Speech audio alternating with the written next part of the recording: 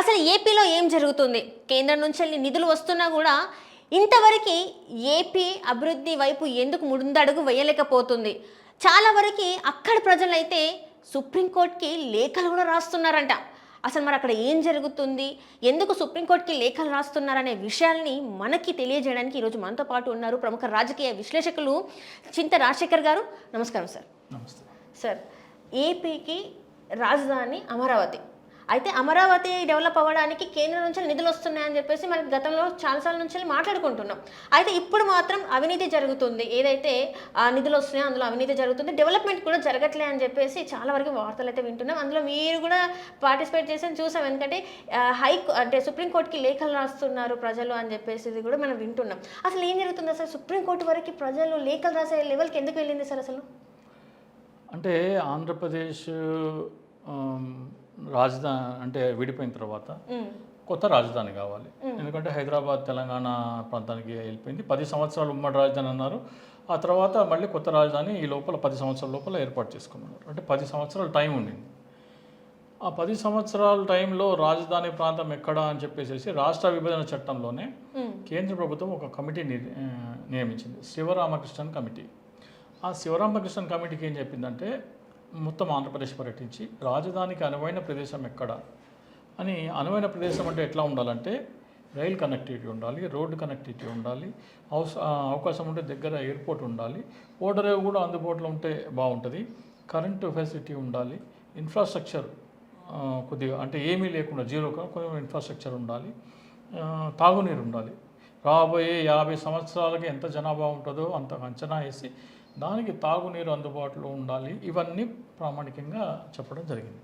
ఆయన రాష్ట్రం మొత్తం పర్యటించి కొన్ని సూచనలు చేశారు. ఆయన ఏం చెప్పారంటే, 3 అంటే ఆంధ్రప్రదేశ్ రాజధానికి చాలా మటుకు రాష్ట్రాల్లో హైకోర్టు, సెక్రటేరియట్, మళ్ళీ అసెంబ్లీ 3 ఒకే చోట ఉంటాయి. హైదరాబాద్లో మొత్తం అభివృద్ధి కేంద్రీకరణ అయిపోవడం వలన రాష్ట్ర విభజనకు కారణమైంది. కాబట్టి ఆ పొరపాటు ఇకపైన చేయకుండా ఆంధ్రప్రదేశ్లో 3 విడివిడి ప్రాంతాల్లో పెడితే బాగుంటుంది, అంతా ఒకే చోట డెవలప్మెంట్ కాకుండా 3 వేరే ప్రాంతాల్లో ఉంటే బాగుంటుంది అని స్పష్టంగానే చెప్పడం జరిగింది. ఆయన నివేదిక ఇవ్వకముందరే ఈ మున్సిపల్ శాఖ మంత్రి నారాయణ గారి ఆధ్వర్యంలో ఇంకో కమిటీ వేశారు చంద్రబాబు నాయుడు. కేంద్ర ప్రభుత్వం కమిటీ ఇవ్వకముందర ఆయనకి ఈయన కొన్ని చెప్పారు. ఓకే, ఆయన చేసి ఈ 29 గ్రామాల్లోనే రాజధానిని ఈయన రిపోర్ట్ ఇచ్చేసారు. కేంద్ర ప్రభుత్వం రిపోర్ట్ ఇచ్చిన తర్వాత ఇచ్చారు. కానీ ఆ రిపోర్ట్ రాకముందర ఇంకో కమిటీ ఇవ్వాల్సిన అవసరం అయితే చంద్రబాబు నాయుడుకి లేదు. ఇక్కడే మెయిన్ వచ్చింది. ఇప్పుడు రాజధాని కావాలంటే మనకు భూములు కావాలి. భూములు కావాలంటే ఏముంటాయి? ఫస్ట్ ప్రభుత్వ భూములు ఉంటాయి. ప్రభుత్వ భూమి లేకపోతే అటవీ ప్రాంతం భూమి ఉంటుంది కదా, అటవీ ప్రాంతం భూమిని డీనోటిఫై చేసి అది అక్కడ మీరు రాజధాని కట్టుకోవచ్చు అని అడవులన్నీ నరికేసేసి అక్కడ రాజధాని కట్టుకోవచ్చు. లేదా రైతుల దగ్గర నుంచి, అంటే ఎవరి దగ్గర భూమి ఉంటుందో వాళ్ళ దగ్గర నుంచి కొనాలి. ప్రభుత్వ భూమి అయితే ఇబ్బంది లేదు, అడవులైనా పర్వాలేదు. కానీ రైతులు భూమి కొనడానికి ఏంటి అంటే అప్పుడు ఒక చట్టం ఉంది, 2013 భూసేకరణ చట్టం. ఆ చట్టం పేరు చాలా పెద్దగా ఉంది, కానీ దాన్ని మన వాడుక భాషలో 2013 భూసేకరణ చట్టం అంటాం. దాని ప్రకారం మనం రైతుల దగ్గర నుంచి భూమి తీసుకోవాలంటే గ్రామీణ ప్రాంతంలో అయితే మనకి 4 రెట్లు, అంటే అక్కడ కార్డు వాల్యూ అని ఉంటుంది. రిజిస్టర్ ఆఫీస్లో లావాదేవీలు జరిగేటప్పుడు గవర్నమెంట్ ఒక ధరని డిసైడ్ చేస్తుంది అనమాట. ఈ భూమి ధర ఇంత, దీనికి ఇంత స్టాంప్ డ్యూటీ కట్టాలి అని. ఆ స్టాంప్ డ్యూటీ కట్టే లావాదేవీలు దానికి ఎంత వాల్యూ అయితే స్టాంప్ డ్యూటీ కడుతున్నారో ఆ లావాదేవీలకి 4 రెట్లు ఎక్కువగా రైతుకి ఇచ్చేస్తే రైతు ఆ భూమి ఇచ్చేసి ప్రభుత్వానికి వెళ్ళిపోవాలి, చట్టం చెబుతుంది. ఇక చంద్రబాబు నాయుడు గారు, నాకు రైతుల నుంచే నేను భూమి తీసుకుంటాను, ఎందుకంటే ఒకే చోట 33,000 ఎకరాలు నాకు అటవీ ప్రభుత్వ భూమి ఎక్కడా లేదు కాబట్టి నేను ఒకే చోట కడతానని చెప్పారు. అసెంబ్లీలో ప్రతిపాదన వచ్చినప్పుడు జగన్మోహన్ రెడ్డి గారు ఏమన్నారంటే, నేను ప్రాంతాల మధ్యలో విద్వేషాలు రేపదలుచుకోలేదు, 3 ప్రాంతాలు ఒకే చోట రాజధాని అని మీరు డిసైడ్ చేస్తే నాకు ఓకే, కాకపోతే 30,000 ఎకరాల ప్రభుత్వ భూమి ఉండాలి అని చెప్పారు ఆయన. 30,000 ఎకరాల ప్రభుత్వ భూమి. చంద్రబాబు నాయుడు ఏమంటారు, 30,000 ఎకరాల ప్రభుత్వ భూమి ఒకే చోట లేదు కాబట్టి నేను ల్యాండ్ పూలింగ్ చట్టం అనేది తీసుకొస్తున్నానని చెప్పారు. ల్యాండ్ పూలింగ్ చట్టం కరెక్టా, ల్యాండ్ అక్విజిషన్ చట్టం అంటే భూసేకరణ చట్టం 2013 భూసేకరణ చట్టం ఒక చట్టం ఉంది, అది కరెక్టా లేకపోతే ల్యాండ్ పూలింగ్ అనేది కరెక్టా అనేది ప్రజలకు ఎక్స్ప్లెయిన్ చేద్దాం. అది అసలు చంద్రబాబు నాయుడు చేసేది రాష్ట్రానికి మేలు చేస్తున్నాడా, లేకపోతే రాష్ట్ర ప్రజలకి చెందాల్సిన ఆదాయాన్ని కొందరు ప్రైవేట్ వ్యక్తులకి దోచిపెడుతున్నాడా అనేది మనం ఇప్పుడు డిస్కస్ చేద్దాం. అంటే ఇలా అంటారు సార్. ఇప్పుడు ఉదాహరణకి చంద్రబాబు నాయుడు ఒక చట్టం తీసుకొచ్చారు, దానిని ల్యాండ్ పూలింగ్ యాక్ట్ అన్నారు. ఆ ల్యాండ్ పూలింగ్ యాక్ట్ ఏమని చెప్తుంటే చంద్రబాబు నాయుడు, రైతు కనుక 1 ఎకరా భూమి ప్రభుత్వానికి ఇస్తే అతనికి 1000 గజాల రెసిడెన్షియల్ ప్లాట్ అంటే నివాస ప్లాట్ 1000 గజాలు ఇస్తారు. అలాగే 250 గజాల కమర్షియల్ ప్లాట్ ఇస్తారు, 1250 గజాలు ఇస్తారు. అంటే కొన్ని చోట 200 ఉంది, కొన్ని చోట 250 ఉంది, ఎక్స్ట్రా ఉంది. మనం 1250 కింద తీసుకుందాం. అంటే 1 ఎకరాలో 4840 గజాలు ఉంటాయి. దాంట్లో 1250 అంటే 25%, 26%, 25% మనం లెక్కేసుకుందాం. సో రైతులకి 25% ఇస్తారు చంద్రబాబు. రోడ్లు గట్ట అందులో రోడ్లు వేయాలా, పార్కులు కావాలా, స్విమ్మింగ్ పూల్స్, కమ్యూనిటీ హాల్స్, దేవాలయాలు, మసీదులు, చర్చిలు, గురుద్వారాలు, అలాగే మీకు పేదలకు ఇళ్ళ పట్టాలు, వాటన్నిటి కోసం 50%, 25% రైతులకు ఇస్తాను, 50% వీటన్నిటి కోసం కేటాయిస్తాను. ప్రభుత్వం దగ్గర 25%. ఇప్పుడు ప్రభుత్వం దగ్గర 25% ఈ భూమి విలువ ఎంత అనేది చంద్రబాబు నాయుడు ఏం చెప్పాడు చూద్దాం మనం. అమరావతి పూర్తయింటే 2 లక్షల నుంచి 5 లక్షల కోట్ల రూపాయలు ప్రభుత్వానికి ఆస్తి మిగిలేది. ఆస్తి అంటే ఆదాయం వచ్చేది. ఓకే, ఇప్పుడు ప్రభుత్వానికి మిగిలే ఆస్తి ఎంత? 25%. 25%. దీని విలువ ఎంత అంటున్నాడు? 2 లక్షలు. 5 లక్షలు, 2 నుంచి 5 లక్షలు. చంద్రబాబు నాయుడు అంటే ఏదైనా హయ్యర్ సైడే తీసుకోవాలి. ఆయన 2 అంటే 5 అంటే 50 చేస్తాడు. ఆయన మేధావి కాబట్టి హైదరాబాద్ని, మాదాపూర్ని, మొత్తం ప్రపంచాన్ని ఆయన అభివృద్ధి చేసే కెపాసిటీ ఉన్నాడు. ఐటీ కనిపెట్టినాడు, సెల్ ఫోన్ కనిపెట్టినాడు, తిరుపతి దేవస్థానాన్ని ఆయన అభివృద్ధి చేశాడు, మా మనుషులకి ఇంగ్లీష్ ఆయన నేర్పించినాడు. నిన్న కూడా ఏదో చెప్తున్నాడు ఆయన, పాలు పిండటం కూడా సాయంత్రం 7 గంటలు అయితే బర్రెలకు పాలు పిండాలని కూడా ఆయన నేర్పించినట్టు ప్రజలకి. సో ఆయన 5 లక్షలు, 2 నుంచి 5 లక్షలు అంటే మనం 5 లక్షలు తీసుకుందాం. ఈ 25% భూమి 5 లక్షల కోట్లు అంటున్నాడు. దీని వాల్యూ ఎంత? ఇది 25% అయినప్పుడు దీని విలువ 5 లక్షల కోట్లు అయితే ఇది కూడా 25, దీని విలువ ఎంత? అంతే, సేమ్ ఉంటుంది. సో రైతులకి ఇప్పుడు 5 లక్షల కోట్లు వెళ్తున్నాయి. ప్రభుత్వానికి 5 లక్షల కోట్లు వస్తాయి, రైతులకి 5 లక్షల కోట్లు వెళ్తున్నాయి. ఎవరు విలువ కట్టిన దీనికి? నేను కాదు, చంద్రబాబు నాయుడు ఆయన మాటతో చెప్పినాడు. ఇప్పుడు 2013 భూసేకరణ చట్ట ప్రకారం ఉంటే ఎంత ఖర్చు అయ్యేది? ఇదేమో చంద్రబాబు నాయుడు ఇచ్చిన స్కీమ్ ప్రకారం. 2013 భూసేకరణ చట్టం ప్రకారం ఉంటే ఆ రోజున అక్కడ రిజిస్టర్ ఆఫీస్లో 2 నుంచి 3 లక్షలు ఉంది వాల్యూ. దాన్ని ఇంటూ 4 చేయాలి. 2 × 4 8, 3 × 4 12, యావరేజ్ 10. యావరేజ్న ఎకరా 10 లక్షలు. మొత్తం ఆయన ఎన్ని ఎకరాలు సేకరించిందయ్యా అంటే 34,624 ఎకరాలు ఏమో చేస్తాడు. 35,000 ఎకరాలు అనుకుందాం, ఎందుకంటే మనం మల్టిప్లై చేయడానికి ఈజీగా ఉంటుంది. 35,000 ఎకరాలు ఇంటూ 10 lakhs ఎంత అవుతుంది మొత్తం డబ్బులు కొనడానికి? 2013 భూసేకరణ చట్టం మీరు ప్రయోగిస్తే 35,000 ఎకరాలు కొనడానికి ఖర్చు అయ్యేది 3,500 కోట్లు.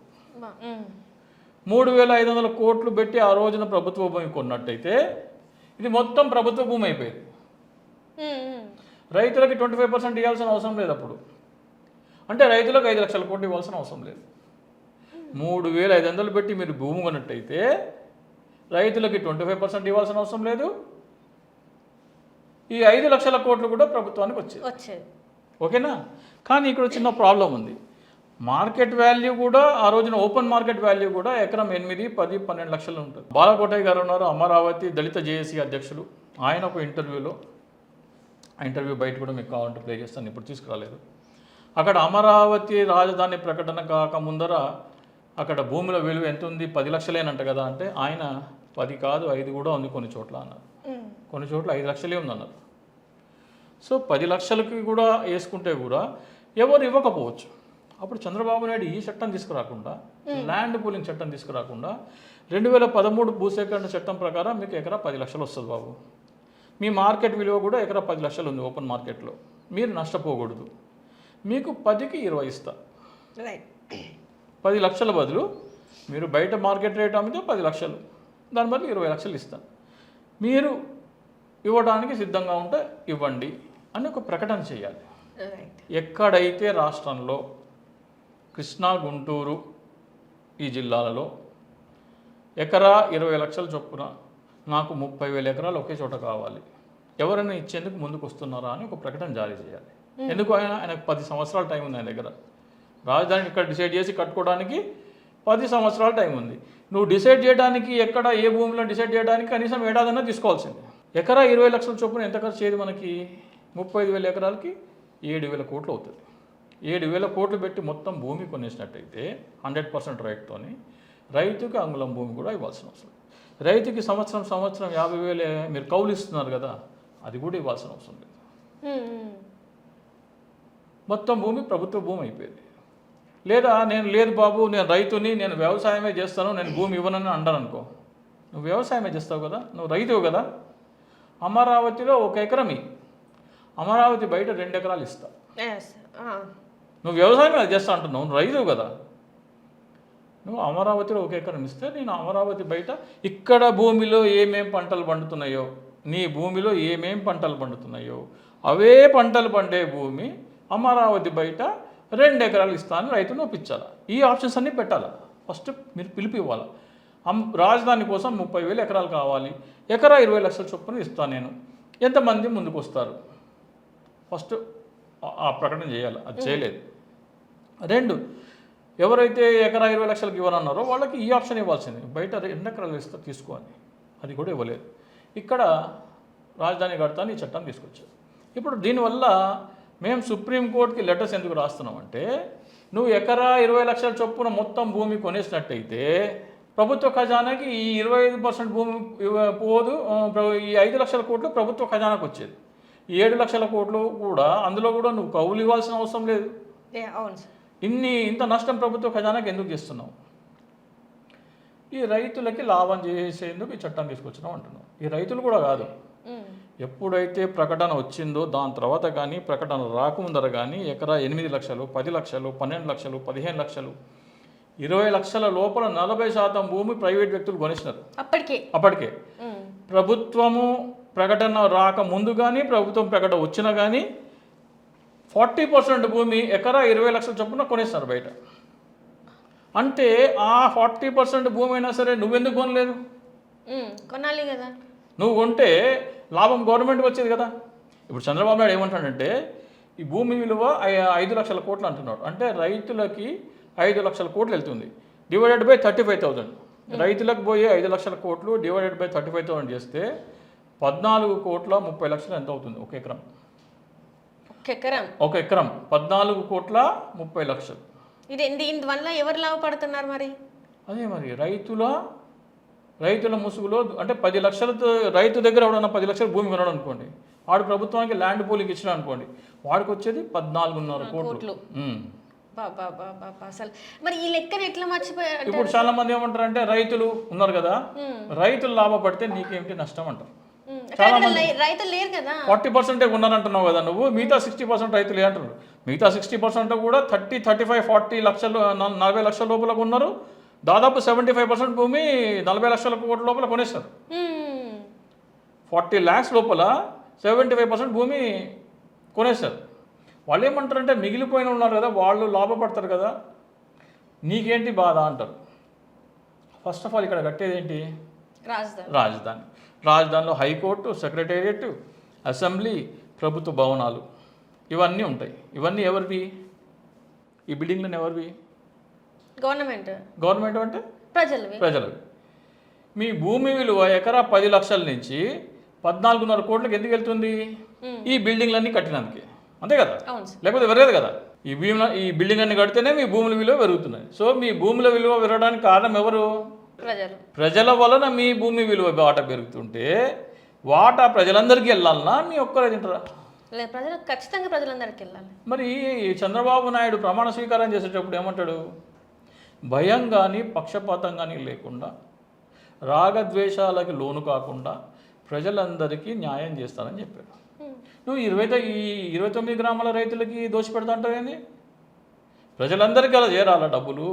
ఒక ముఖ్యమంత్రి అంటే ప్రజలందరికీ డబ్బులు చేరే విధంగా రావాలి. ప్రజలందరికీ డబ్బులు చేరాలంటే ఎట్లా చేరుతుంది? ప్రభుత్వ ఖజానాకి తీసుకురావాలి ఆదాయాన్ని. ప్రభుత్వ ఖజానాకి తీసుకురావాల్సిన ఆదాయము రైతులు లేదా రైతుల ముసుగులో దూరిన వాళ్ళకి దోచిపెట్టడమే ఖజానా దోపిడీ అని మేము సుప్రీంకోర్టుకి లెటర్ రాస్తున్నాం. మరి ఇప్పుడు దీనివల్ల ఒకవేళ దీని మీద సుప్రీంకోర్టు నిజంగా ఒకవేళ మీరు తీసుకెళ్ళింది వాళ్ళు విచారణ చేస్తే మరి ఇందులో ఎవరి పాత్ర ఎక్కువ ఉందనేది ఒకవేళ బయటపడితే వాళ్ళు అరెస్ట్ అయ్యే అవకాశాలు ఉంటాయి కదా సార్. అందుకనే ముఖ్యమంత్రి ఈ చట్టం తీసుకొచ్చారు. నారాయణ గారు ఇక్కడ రాజధాని డిసైడ్ చేసినారు. నారాయణ గారి పేరు జైలుకి వెళ్తాడని ఎందుకు చెప్పినంటే ఆయన కమిటీ చెప్పింది ఇక్కడ రాజధాని ఉండాలని. ఇక్కడ రాజధాని ఉండాలని ఇక్కడే ఎందుకు సెలెక్ట్ చేసినారు? ఇక్కడ 10 లక్షలే ఎందుకు ఉంది? బయట గన్నవరం కానీ నున్నా కానీ ఆగిరిపల్లి కానీ ఇటంతా ఎకరం 25 లక్షలు 30 లక్షలు 40 లక్షలు అట్లా. ఎక్కడైతే శివరామకృష్ణ కమిటీ సిఫార్సు చేసిందో అక్కడ భూమి విలువ 20 లక్షలు 30 లక్షలు అట్లా ఉంది. 30 లక్షలు ఉందనుకుంటే కనుక ₹1 కోటి పెడితే ఎన్ని ఎకరాలు వస్తాయి? 3 ఎకరాలు వస్తాయి. ఇక్కడ భూమి విలువ 10 లక్షలే ఉంది. ₹1 కోటికి ఎంత వస్తుంది? ఇక్కడ 10 లక్షలు అంటే 10 ఎకరాలు 10 ఎకరాలు వచ్చేస్తాయి. వెయిట్ అయితే 3 ఎకరాలు వస్తాయి. అంటే ₹1 కోటి పెట్టుబడి పెడితే నీకు 10 ఎకరాలు వచ్చే భూమి ఇక్కడ ఉంది, బయట ఎక్కడా లేదు. మరి ఇక్కడ 10 ఎకరాలు ఎందుకుంది? ఇక్కడంతా పంట భూమి, ఇది వ్యవసాయ భూమి. కృష్ణా నది ఒడ్డున అనుకుని ఉంటుంది. నదికి ఎప్పుడు వరద వస్తుంది. వరద వస్తే ఒక పంట కొట్టుకోపోతుంది. ఒక పంట కొట్టుకోపోతుంది కాబట్టి ఒక పంటనే పండుతుంది. ఒక పంటనే పండుతుంది కాబట్టి దాని ల్యాండ్ వాల్యూ తక్కువ ఉంది. మరి ఒక పంటనే కొట్టుకోపోతుంది అంటే ఏంటి అర్థము? వరద వస్తుంది. ఈ గతంలో కూడా చాలాసార్లు ఇదే చెప్పారు, చాలామంది చెప్పారు వరదలు వస్తుంది, బిల్డింగ్లు మునిగిపోతాయి, అక్కడ ప్రభుత్వ ఆస్తులు ఏవి కట్టినా కూడా మునిగిపోతాయి అని చెప్పినా కూడా అదంతా వాస్తవం కాదని చాలామంది మాట్లాడుతున్నారు కదా సార్. ఎందుకంటే మొన్న బుడమేరు వరదలు వచ్చినప్పుడు కూడా మాట్లాడినరు, దీనికే ఇట్లా అయిపోయింది, మొత్తం బురదమయం అయిపోయింది, ఇట్లా అయిపోయింది. ఇప్పుడు మళ్ళీ ఇలాంటిది అంటే చంద్రబాబు నాయుడు గారు ప్రజల్ని మోసం చేస్తున్నారు, ఇక్కడ ఏంటిది ఎలాంటిది ఏం జరగట్లేదు, అంత బాగానే ఉంది, ప్రభుత్వ భవనాలు కట్టినా రేపటి రోజున విదేశీ పెట్టుబడులు ఇక్కడికి వచ్చినా కూడా ఇదంతా కూడా బాగానే ఉంది, ప్రకృతి వైపరీత్యాలు ఇక్కడ ఏం జరగవన్నట్టు తను మోసం చేస్తున్నట్టే అనుకోవాలి. ఇప్పుడు నేనేం చేస్తాను, ఎకరా 10 కోటి రూపాయలతో 10 ఎకరాలు వచ్చింది. నేను 100 కోట్లు పెడితే నాకు 1000 ఎకరాలు వస్తుంది. 1000 ఎకరాలు వస్తుంది కదా. 1000 ఎకరాలు ఇక్కడ ఇగో బాబు ఇక్కడ ఈ ప్లాట్ ఉంది, అగో హైకోర్టు, అగో సెక్రటేరియట్, ఇగో అసెంబ్లీ చూపిస్తా. ఆడ ఏం చేస్తాడు, కళ్ళు మూసుకుంటాడు. కళ్ళు మూసుకొని హైదరాబాద్ సెక్రటేరియట్ ఎక్కడ ఉంది, ట్యాంక్ బండ్ దగ్గర ఉంది. అక్కడ భూమి విలువ ఎంత ఉంది, ఎకరం 2 లక్షలు, గజం 2 లక్షలు ఉంది. హైకోర్టు దగ్గర ఎంత ఉంది, అక్కడ కూడా అంతే ఉంది. అసెంబ్లీ, హైకోర్టు, సెక్రటేరియట్ ఏమో నాంపల్లి, అక్కడ ఎంత ఉంది చూసుకుంటాడు. రాబోయే రోజుల్లో ఇది కూడా అట్లా అయిపోతుంది, డెవలప్ అవుతుందని అమ్మేసుకుని వెళ్ళిపోతా. తర్వాత మునిగితే వాడు వస్తాడు, కొన్నోడు వస్తాడు, నాదేంది. కానీ తప్పు కదా సార్, అది తప్ప లేదా తర్వాత సంగతి. ఇది వ్యాపారం, ఇది వ్యాపారం. సో ఇక్కడ అమరావతి ల్యాండ్ అక్కడ సెలెక్ట్ చేయడానికి కారణం కూడా ఏమంటే తక్కువ భూమితో ఎక్కువ విస్తీర్ణం వాళ్ళ కబ్జాలోకి తీసుకునేందుకు ఇదే అనువైన ప్రదేశం కాబట్టి ఇక్కడ మునిగిపోతుంది, వరదలు వస్తాయని తెలిసి కూడా అమరావతిని సెలెక్ట్ చేసుకున్నారు. ఇప్పుడు ఇది సిబిఐ కేసు ఎందుకు అవుతుంది? నరేంద్ర మోడీకి తెలియదా? నరేంద్ర మోడీకి తెలుసా తెలియదా? ఇంత పెద్ద స్కామ్ జరుగుతుందని నరేంద్ర మోడీకి తెలుసా తెలియదా? ఇప్పుడు మనకి కర్నూలులో 2019 ఎన్నికల సమయంలో నరేంద్ర మోడీ గారు కర్నూలు వచ్చారు. కర్నూలు వచ్చి ఏం మాట్లాడారో నరేంద్ర మోడీ గారు మాట్లాడారు. आंध्र प्रदेश में आम चर्चा है कि यहाँ की सरकार की योजनाओं में घोटाले नहीं होते, बल्कि योजनाएं ही घोटाले के लिए बनाई जाती है। यहाँ नई राजधानी से लेकर अलग अलग परियोजनाओं में क्या क्या खेल हो रहे हैं, किसकी तिजोरियां भरी जा रही है, ये आंध्र प्रदेश की जनता भली भांति जानती है। నరేంద్ర మోడీ గారు 22 మార్చి 2019 కర్నూలులో ఎన్నికల సభలో మాట్లాడుతున్నారంటే ఏ ప్రభుత్వం అయినా సరే ఒక పథకం ఉంటే ఆ పథకంలో దోపిడీ చేస్తుంది, అవినీతి చేస్తుంది. కానీ ఆంధ్రప్రదేశ్లో అవినీతి చేయడం కోసమే పథకాలు రచన చేస్తారు. అంటే ఇప్పుడు ఇచ్చిన పథకాలన్నింటిలో కూడా అవినీతి జరుగుతుంది. అవినీతి జరుగుతుంది ఎవరు అంటున్నారు? ప్రధానమంత్రి అంటున్నారు. ఏమన్నాడు? ఆంధ్రప్రదేశ్ రాజధాని అమరావతి కూడా దానికోసమే తయారు చేసిన పథకం అంటున్నాడు. మరి ఇప్పుడు వీళ్ళందరూ కూటమిగా వచ్చి ఆంధ్రప్రదేశ్లో మరి అసలు నువ్వు ప్రధానమంత్రిగా ఉన్నావు, నువ్వు ఆంధ్రప్రదేశ్లో దోపిడీ జరుగుతుందని కర్నూలు సభలో చెప్పినావు, సిబిఐ ఎంక్వైరీ ఎందుకు వేయలేదు? ఇంతవరకు సిబిఐ ఎంక్వైరీ ఎందుకు వేయలేదు? అరవింద్ కేజ్రీవాల్ ఉన్నాడు, అవును సార్, కొత్త చట్టం తీసుకొచ్చినాడు ఢిల్లీలో. ఢిల్లీలో ఒక పాత చట్టం ఆల్రెడీ ఉంది, లిక్కర్ చట్టం ఉంది. 2022లో ఆయన ఏం చేస్తాడంటే కొత్త ఢిల్లీ లిక్కర్ చట్టం తీసుకొచ్చినాడు. ఆ చట్టం ఏం చెప్తుందంటే ఈ డిస్ట్రిబ్యూటర్లకు ఇవ్వాల్సిన కమిషన్ 5% నుంచి పెంచి 12.5% చేయాలి. అంటే 5% నుంచి 7.5% పెంచి కమిషన్ ఇస్తున్నాడు. ఆ 7.5% ఎక్కడి నుంచి పోతుందయ్యా అంటే ప్రభుత్వ ఖజానాకి రావాల్సిన పైసలు డిస్ట్రిబ్యూటర్లకు పంచిపెడుతున్నావు కాబట్టి సిబిఐ కేసు, ఈడీ కేసు నమోదు చేసింది. అరవింద్ కేజ్రీవాల్ని, సిసోడియాని జైల్లో పెట్టారు. అంటే ప్రభుత్వ ఖజానాకి రావాల్సిన ఆదాయం ప్రైవేటు వ్యక్తులకు బదలాయిస్తే, అటువంటి చట్టం ఏమన్నా చేస్తే అది నేరము అని సిబిఐ అరవింద్ కేజ్రీవాల్ మీద కేసు పెట్టింది. ఆ కేసు ఎంత? 664 కోట్లు. ఇక్కడ నువ్వు 2013 భూసేకరణ చట్టం ప్రయోగిస్తే రైతులకి 5 లక్షల కోట్లు ఇవ్వాల్సిన అవసరం లేదు. ఆ డబ్బంతా ప్రభుత్వ ఖజానాకు వచ్చేది కదా.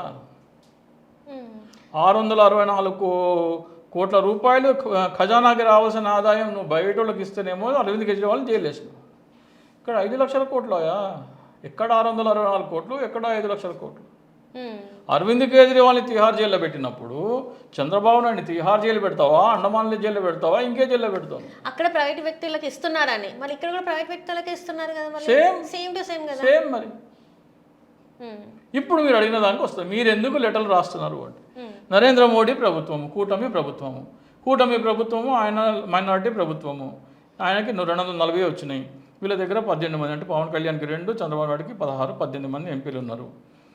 ఈయన మీద సిబిఐ కేసు బుక్ చేస్తే గవర్నమెంట్కి సపోర్ట్ విత్డ్రా చేస్తాం, గవర్నమెంట్ పడిపోతుంది అని ఆయన ఆ భయంతోనే ఇప్పటివరకు చంద్రబాబు నాయుడు గారి మీద కావచ్చు, పవన్ కళ్యాణ్ గారి మీద కావచ్చు, లోకేష్ గారి మీద కావచ్చు, ఎట్లాంటివి కూడా అంటే గట్టిగా నోరు విప్పి మాట్లాడని సందర్భాలు లేకుండానే దీని వల్లనే కేవలం అనుకుంటున్నాం మనం, లేకపోతే ఎందుకు చేయరు? అండ్ ఇంతకుముందు మరి జగన్మోహన్ రెడ్డి గారు ఉన్నప్పుడు ఎప్పుడు నిధులు మనకి శాంక్షన్ చేయలేదు ఏపీకి, కానీ ఈ రోజు మాత్రం నిధులు శాంక్షన్ చేస్తున్నామని, ఇవి చేస్తున్నాం, అవి చేస్తున్నాం, ఏపీ సభలకు రావడం కానీ ఇవన్నీ జరుగుతున్నాయి. సో ఇవన్నీ కూడా ప్రజలు గ్రహించాలి, చూడాలి ఏం జరుగుతుంది. మరి గతంలో కూడా ఈ మోదీ గారే ప్రధానమంత్రి, ఇప్పుడు కూడా ప్రధానమంత్రి మోదీ గారే, ఇంకా కూటమితోనే వచ్చిండ్రు. సో ఇప్పుడు చాలా వరకు చెయ్యాలి, కానీ ఇవన్నీ చేస్తే మరి ప్రభుత్వం వాళ్ళు సపోర్ట్ విత్డ్రా చేస్తామంటే, కానీ ఎండ్ ఆఫ్ ది డే ప్రజలే కదా సార్ మోసపోతుంది అదంతా.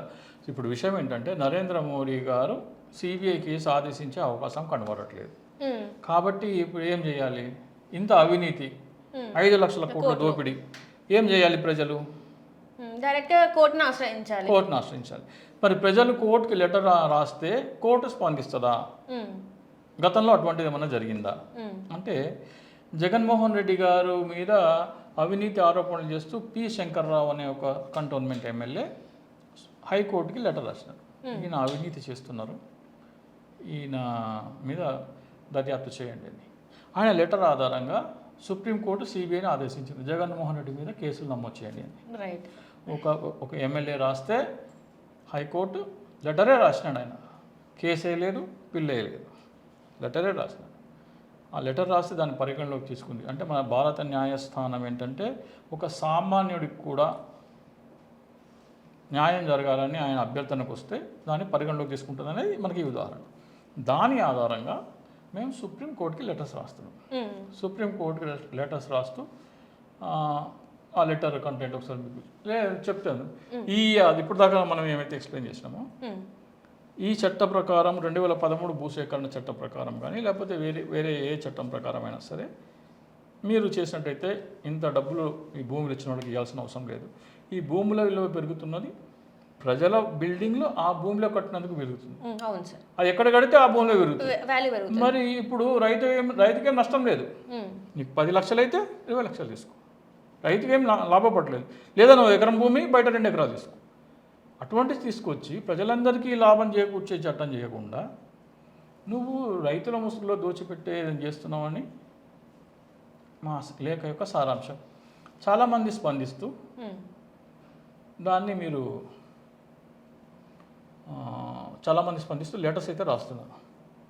ఆ లెటర్స్ ఏ స్థాయికి వెళ్తే మరి సుప్రీంకోర్టు ప్రధాన న్యాయమూర్తి గారు స్పందిస్తారో ఇప్పుడైతే వందల్లో ఉన్నాయి, 670 700 అంటే దాకా. ఇప్పుడు సుప్రీంకోర్టు మీ లెటర్స్కి స్పందించే అవకాశం ఉందంటారా సార్? ఎందుకంటే సామాన్యులు అంటే ఇక్కడ ప్రజలు ఒక రాష్ట్రానికి సంబంధించిన ప్రజలు మరి మా రాష్ట్రంలో ఇలా జరుగుతుంది అని అంటే స్పందించే అవకాశాలు ఉంటాయి. ఎందుకంటే ఏంటి ఒక రాష్ట్రం నుంచి ఇన్ని లెటర్స్ వస్తున్నాయి ఏంటి ఒకసారన్నా చూద్దామని అయితే వాళ్ళు స్పందించే అవకాశం ఉంటుంది కదా సార్. మరి అప్పుడు మీరు ఎలాంటివి ఇవే మొత్తం ఎక్స్ప్లెయిన్ చేస్తారు అక్కడ?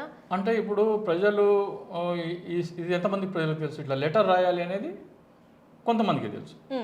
ప్రజలు తెలుసుకొని ప్రతి ఒక్కరూ లెటర్ రాయడం మొదలు పెడితే, లేదా ఒక్కొక్క గ్రామం నుంచి ఒక 100 మంది రాయడం మొదలు పెడితే, ఆంధ్రప్రదేశ్ నుంచి వెళ్ళే లెటర్స్ పోస్ట్ మ్యాన్ తీసుకెళ్ళలేడు, ట్రక్కులు కావాలి. అప్పుడు టన్నుల్లో పోతాయి. అప్పుడు సుప్రీంకోర్టు ప్రధాన న్యాయమూర్తి గారు అరే ఏంటి ఇన్ని వస్తున్నాయి, ప్రజలందరూ ఇంత అవినీతి జరుగుతుంటే ఎందుకు మరి సిబిఐ ఎందుకు స్పందించట్లేదు, హోంశాఖ ఎందుకు సిబిఐని ఆదేశించట్లేదు, ఈడీ ఏం చేస్తుంది, వీడి మీద ప్రజలు వీళ్ళకి రాయకుండా నాకెందుకు రాస్తున్నారు అనేది సుప్రీంకోర్టు వస్తే దాంట్లో కూడా ఎక్స్ప్లెయిన్ చేయడం జరిగింది. మైనారిటీ గవర్నమెంట్లో ఇచ్చిపుచ్చుకునే ధోరణిలో రాయట్లేదేమో, మాకు అనుమానాలు ఉన్నాయి కాబట్టి మేము సుప్రీంకోర్టుకి రాస్తున్నాం డైరెక్ట్ అని అందులో కూడా చెప్పడం జరిగింది. అందులో అరవింద్ కేజ్రీవాల్ మీద ఎటువంటి కేసు నమోదు చేశారో దీంట్లో కూడా అటువంటి కేసు నమోదు చేయమని కూడా కోరడం జరిగింది. సో సార్ ఇప్పుడు మీరు చెప్తున్నారు లేఖలు రాయాలి సుప్రీంకోర్టుకి, కొంతమంది రాస్తున్నారు, ఆల్రెడీ వందలలో వెళ్తున్నాయని. అసలు అంటే నార్మల్గా ఇంకా తెలియని వాళ్ళు చాలామంది ఉంటారు. మరి ఈ లేఖ ఎక్కడ రాయాలి, ఎలా పంపించాలి అనేది కొంతమందికి ఉంటుంది సార్. మరి వాళ్ళకి తెలియాలంటే ఎలా సార్, ఎలా రాయాలి? ఇప్పుడు లేఖ కోసం ఏమైతే కొంతమందికి ఒక పీడిఎఫ్ సప్లై చేయడం అంటే చాలా తక్కువ మందికి తెలుసు. అనంతపురంలో ఒక సభ పెడితే అక్కడికే 100 మంది వచ్చారు, 100 మంది సంతకాలు చేశారు అనంతపురంలో. అట్లాగే ఇప్పుడు చాలా ఒక్కొక్క నియోజకవర్గంలో ఒక సభ పెట్టాలనుకుంటున్నాం. సభ నేనే వచ్చి పెట్టాల్సిన అవసరం లేదు, ఎవరైనా సరే వాళ్ళ నియోజకవర్గంలో సభ పెట్టవచ్చు, వాళ్ళ మండలంలో కావాలంటే పెట్టుకోవచ్చు, వాళ్ళ గ్రామంలో కావాలంటే పెట్టుకోవచ్చు. ఒక అపార్ట్మెంట్ ఉంది లేదా ఒక కాలనీ ఉంది, వాళ్ళందరూ కలిసి రాయొచ్చు, వాళ్ళందరూ రాయాలి. ఆ లేఖ నమూనా కావాలంటే ఈ వీడియో డిస్క్రిప్షన్లో పట్టకపోవచ్చు, నాకు ఈమెయిల్ పెడితే కనుక నేను లేఖ పంపిస్తాను. నా ఈమెయిల్ ఐడి ఇస్తాను మీకు సార్. ఒకసారి ఇప్పుడు మీరు చెప్పండి సార్. ఇప్పుడు ఒకసారి వచ్చేసి మీ అడ్రస్, మెయిల్ ఐడియా. నా మెయిల్ ఐడి వచ్చేసి DICSOOCHI dicsoochi@gmail.com. కింద డిస్ప్లే కూడా అవుతుంది, మీరు ఇక్కడ వీడియోలో కూడా చూసి చేసుకోవచ్చు. సో దానికి మీరు కనుక మాకు అమరావతి మీద సుప్రీంకోర్టుకి మేము ఫిర్యాదు చేద్దాం అనుకుంటున్నాము, మాకు ఈమెయిల్ ఐడి పంపించండి అంటే కనుక రోజు సాయంత్రం వరకు ఎంతమంది వస్తారో వాళ్ళందరికీ కలిపి రోజు ఒకసారి నేను ఆ రోజు సాయంత్రం కానీ మరుసటి రోజు ఉదయం కానీ బల్క్గా 10 మంది వస్తే 10 మంది, 20 మంది వస్తే 20 మంది, ఇద్దరు వస్తే ఇద్దరు, ఒకరు వస్తే ఒకరు, వాళ్ళకి నేను ఎంతమంది వస్తే ఆ ప్రీవియస్ డే వాళ్ళందరికీ మరుసటి రోజు ఉదయం కానీ లేకపోతే అదే రోజు రాత్రి కానీ ఈమెయిల్స్ పంపడం జరుగుతుంది. Right sir. ఇప్పుడు మీరు చూస్తున్నట్టేమో అమరావతిలో ఇంత అవినీతి జరుగుతుందని చెప్తున్నారు. పవన్ కళ్యాణ్ గారేమో ఏ సభల్లో చూసినా కూడా రానున్న 15 సంవత్సరాలు మేమే కూటమిగానే ఉంటాము, చంద్రబాబు నాయుడే సీఎం అని చెప్పేసి ఆయన మాట్లాడుతున్నారు. మరి ఇక్కడ చూస్తేనేమో ఒకవేళ సుప్రీంకోర్టు యాక్షన్ తీసుకుంటే మరి చంద్రబాబు నాయుడు గారు కానీ ఇంకెవరైనా కూడా అది జైలుకి వెళ్ళే అవకాశాలు కనబడుతున్నాయి. ఎందుకంటే మనం చూసాము వాళ్ళు యాక్షన్ తీసుకుంటే ఎలా ఉంటుందో. మరి నెక్స్ట్ సీఎం అయ్యేది ఎవరు ఏంటంటారు? మరి ఇప్పుడు ఫస్ట్ ఆఫ్ ఆల్ ఇది లెటర్స్ అన్నీ లక్షల్లో కనుక, లక్ష కూడా అక్కర్లేదు నాకు తెలిసి, 1 లక్ష టచ్ అయితే మాత్రం డెఫినెట్గా సిబిఐ ఎంక్వైరీకి ఆర్డర్ చేస్తారు. సో ప్రధాన న్యాయమూర్తి ఆయన కూడా నవంబర్ 23వ తారీఖు దాకా ఉంటారు. ఇప్పుడున్న గౌరవ ప్రధాన న్యాయమూర్తి గారు, సుప్రీంకోర్టు ప్రధాన న్యాయమూర్తి గారు జస్టిస్ బిఆర్ గవాయ్ గారు నవంబర్ 23వ తారీఖు వరకే ఉంటారు. నవంబర్ 23వ తారీఖు ఉంటుంటే ఆయన ఏంటంటే ఆయన ప్రలోభాలకి లొంగడు, నేను ఎటువంటి పదవులు కానీ ఎటువంటి ఒత్తిళ్లు కానీ లొంగను అని చెప్పిన వ్యక్తి. ఆయనకిను కేంద్ర ప్రభుత్వానికి మధ్యలో ఘర్షణ నడుస్తుంది.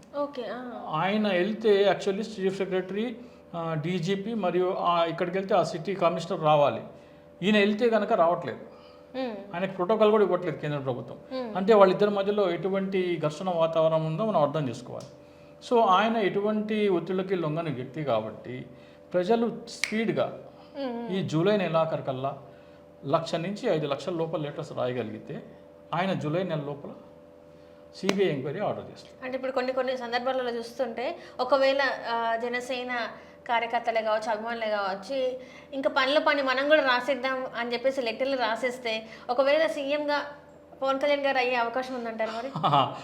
అట్లా వాళ్ళు ఏమైనా ఇన్స్పెక్టర్ చెప్పొచ్చు. జన సైనికులు కూడా చంద్రబాబు నాయుడు జైలుకి వెళ్తే పవన్ కళ్యాణ్ సీఎం అవుతారని వాళ్ళు కూడా రాసే అవకాశం మీరు అన్నట్టు లేకపోలేదు. వాళ్ళు కూడా లెటర్ రాశారనుకోండి, పవన్ కళ్యాణ్ సీఎం అవ్వాలంటే చంద్రబాబు నాయుడు జైలుకి వెళ్ళాలి అని మనం కూడా రాద్దామని వాళ్ళు రాసినా చెప్పలేము. కానీ ప్రజలు కూడా మన రాష్ట్ర ఖజానాలో ఇంత భారీ దోపిడీ జరుగుతుంటే దీన్ని మనం అరికట్టాలి.